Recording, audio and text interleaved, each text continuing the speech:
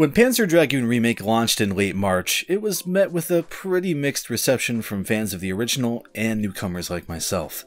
I have an existing review of the game you can check out with the link in the pinned comment down below, but in short, while I found the game fun and replayed it quite a few times to get better scores and to get better at the game, I just couldn't shake the feeling that I wished it felt better to play than it did. But the promise of an incoming patch that would address a lot of issues kept me hopeful, and this morning the newest version of the game, 1.3, was pushed out. I was pretty curious to check it out, and after putting some time into it, I'm happy to report that the additions and changes are positive. Mostly. For disclosure purposes, I need to reiterate that I was provided a review code of the game by its publisher, Forever Entertainment, while making these videos.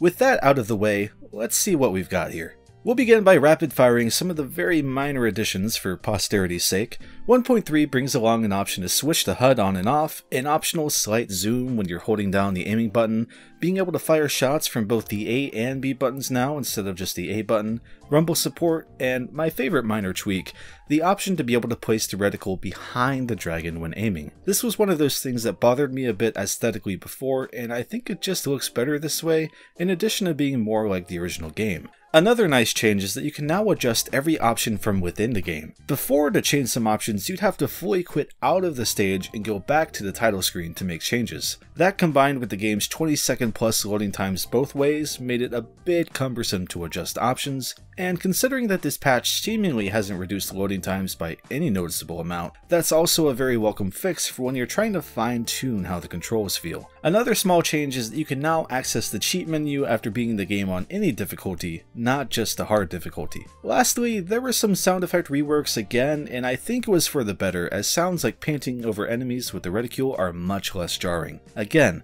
these are small changes that, on their own, don't sound substantial, but they do add up all in all. That said, the important things of note here are the larger changes, and these are the ones that significantly improve the feel of gameplay. To run through them here, input lag has more or less been eliminated by my estimation, meaning immediately the game feels much more responsive. The time it takes for the camera to move has also been slashed, allowing much better reaction times to incoming enemies and obstacles. These two changes alone go a long way, but the targeting system has been changed for the better as well. It's much harder to quantify and put into words, but it just feels more natural and intuitive to aim at enemies, and after this current playthrough, I no longer feel like I'm missing enemies I should be targeting when I paint them with the aiming cursor. It just works and feels more forgiving, but not too forgiving. It feels just about right, and as a result feels much more satisfying. That's the key word here. This update also includes an optional 60 frames per second mode that sacrifices some of the resolution to beef up the frame rate during gameplay. It doesn't affect cutscenes, but it's very noticeable where it counts, in the stages. I very rarely noticed any frame rate drops, and everything looks pretty smooth in motion. They've also revamped the animation of the dragon. If you'll recall, in prior footage, the dragon just seemed to clumsily fumble about while you moved around the screen, and it could be a bit distracting.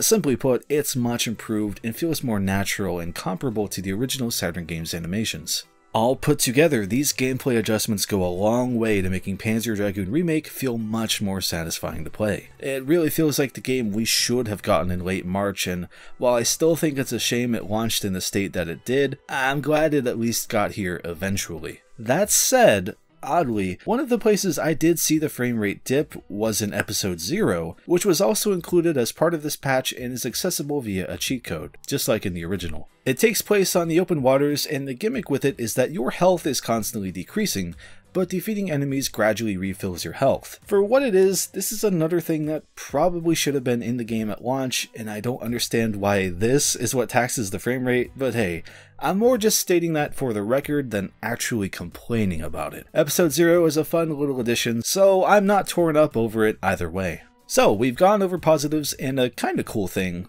so let's get into the negatives. Starting off, I still have some nitpicks carrying over from my review that still stick out to me a bit. These things may or may not bother you, but I wanted to throw them out there anyway. For one, the radar system is still a bit tough to read at times. This yellow still just blends in a bit hard in episode 1. It's the easiest stage, and it's not like you get walloped hard here, but I'm holding out hope it gets a touch up in a future update.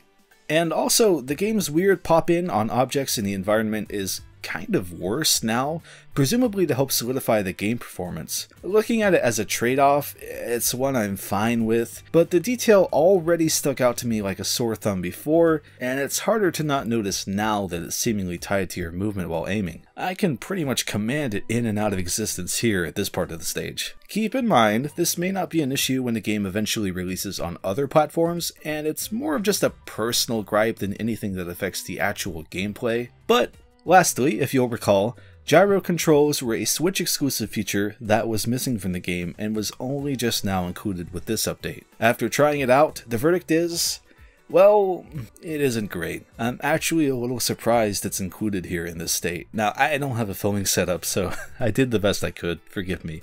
But it seems like the gyro controls are locked to just 4 directions: up, down, left, and right. It doesn't seem to account for diagonal inputs in any way, and as a result, it doesn't feel like a satisfying way to play the game. I suppose there's always the next update to fix it, but I would just stick with the classic control scheme for the time being unless you're able to work with this how it is. So, while those gyro controls are a shame currently, putting that aside, this patch absolutely delivered on improving the gameplay feel of Panzer Dragoon Remake, and as a result, I feel like it is much easier to recommend this game now. Those visual nitpicks I have are still going to eat at the back of my mind a little bit, but the game feels much better to play now, so it's a trade-off I'll accept. Panzer Dragoon Remake still isn't the grand remake that the original title probably deserved, but for what it is, it's now an enjoyable experience that gives me hope for the team's future handling of Sega properties. Speaking of teams handling Sega properties, Streets of Rage 4 came out and is pretty great, but what about all of the other proposed Streets of Rage titles in the past 26 years? If you'd like to hear more about them, feel free to follow the iCard to hear more about them. Otherwise, as always, thank you for dropping by, and do take care. Thanks once again to my patrons for helping me to get all these videos out lately. Patrons like Potato Jello, Goldstormo7, Buckleshtucklow, Jeet, Calico Plus, The Crazy Even, The Legend of Groose, Patrick Thompson, and Sven Delica.